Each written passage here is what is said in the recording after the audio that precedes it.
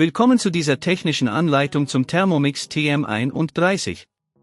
Wir sind Kelatos Informática, Spezialisten für technische Reparaturen. Wir holen dein Gerät direkt bei dir zu Hause ab, führen eine kostenlose Diagnose durch und schicken dir einen Kostenvoranschlag, bevor wir reparieren. Keine Anrufe, keine Fahrten. Wir befinden uns in der Calle Joaquín María López 26, Madrid. Bequem, transparent und professionell. Link in der Beschreibung. Wenn deine Thermomix TM31 komische Geräusche macht, kann das auf ein Problem mit der Zelle des Gewichts hinweisen. Diese Geräusche entstehen oft, wenn die Mechanik nicht mehr richtig funktioniert oder wenn sich etwas im Inneren gelockert hat. Wenn du das Problem nicht zeitnah behebst, kann es zu weiteren Schäden führen, die möglicherweise teurer werden.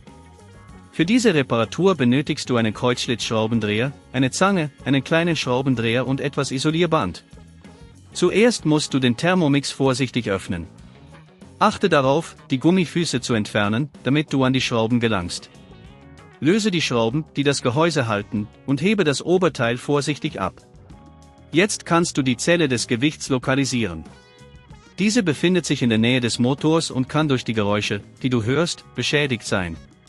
Um die Zelle zu entfernen, trenne die Kabel vorsichtig ab. Achte darauf, dass du die Kabel und Stecker nicht beschädigst. Wenn dir das an dieser Stelle zu kompliziert wird, denk daran, dass wir bei Kelatos dein Gerät zu Hause abholen und es dir repariert zurückschicken.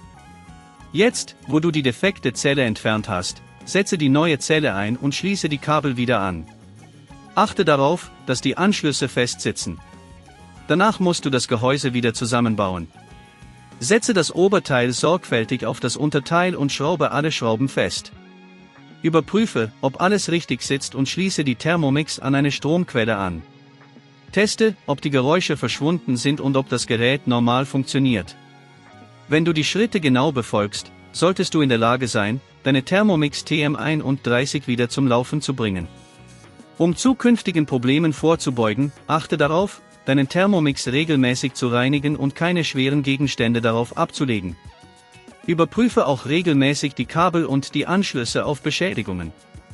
Wenn du kein Risiko eingehen willst, bei Kelatos holen wir dein Gerät ab, reparieren es und liefern es dir nach Hause, in der ganzen Schweiz. Link in der Beschreibung.